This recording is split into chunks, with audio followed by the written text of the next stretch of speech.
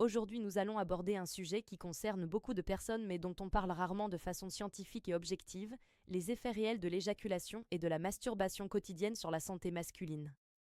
Nous allons nous baser uniquement sur des études scientifiques publiées et des données médicales vérifiées.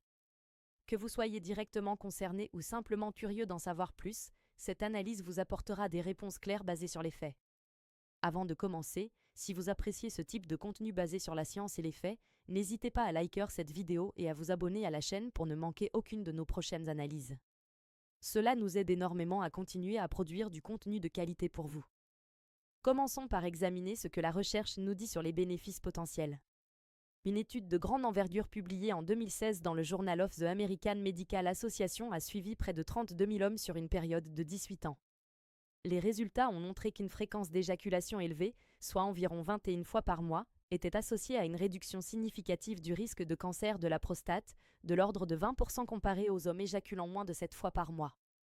Les chercheurs de la Harvard Medical School ont émis l'hypothèse que l'éjaculation régulière pourrait aider à éliminer les substances potentiellement nocives qui s'accumulent dans la prostate.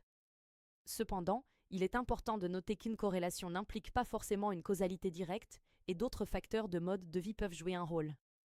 Au-delà de la santé prostatique, l'éjaculation déclenche la libération de plusieurs neurotransmetteurs bénéfiques. La dopamine, souvent appelée hormone du plaisir, l'ocytocine qui favorise la relaxation, les endorphines qui agissent comme analgésiques naturels et la prolactine qui induit une sensation de satisfaction. Cette combinaison neurochimique explique pourquoi beaucoup de personnes ressentent une détente et une amélioration de leur humeur après l'orgasme. Une étude australienne publiée en 2003 a également suggéré que l'éjaculation fréquente chez les jeunes hommes pourrait contribuer à renouveler le liquide séminal et potentiellement réduire l'accumulation de substances cancérigènes dans les canaux prostatiques. Passons maintenant aux aspects qu'il faut surveiller. Car comme pour beaucoup de choses dans la vie, la question de la fréquence et du contexte est déterminante. Le premier point important concerne la dépendance comportementale. La masturbation compulsive peut devenir problématique lorsqu'elle interfère avec les activités quotidiennes, les relations sociales ou les obligations professionnelles. Des recherches en psychologie comportementale ont montré que la stimulation répétée du système de récompense peut créer un cercle de recherche compulsive de dopamine, similaire à d'autres comportements addictifs. Une étude publiée dans le Journal of Behavioral Addiction en 2019 a identifié qu'environ 3 à 6% des adultes présentent des signes de comportement sexuel compulsif.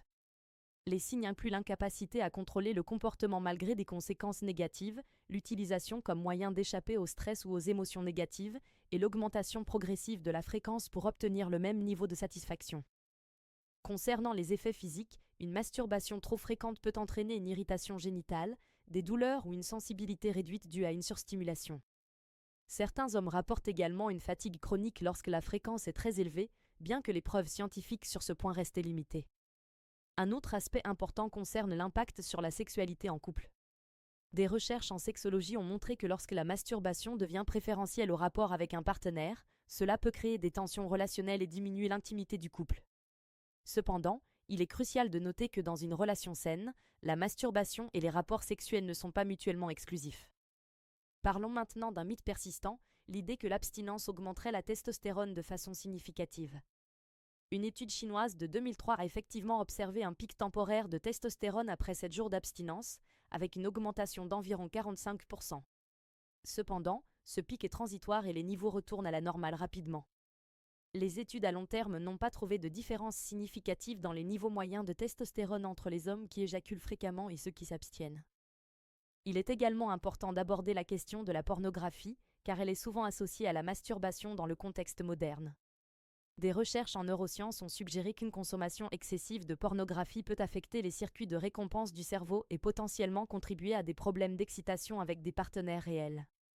Une étude publiée dans JAMA Psychiatrie en 2014 a montré des modifications structurelles dans certaines régions cérébrales chez les consommateurs réguliers de pornographie, bien que les implications exactes de ces changements restent débattues dans la communauté scientifique.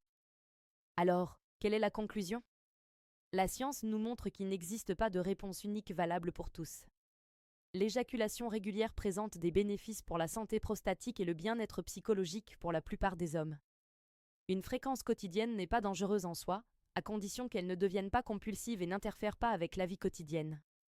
Les signaux d'alarme à surveiller incluent l'impossibilité de réduire la fréquence malgré le souhait de le faire, l'impact négatif sur les relations personnelles ou professionnelles, l'utilisation comme seul moyen de gérer le stress ou les émotions, et l'apparition d'irritations physiques persistantes.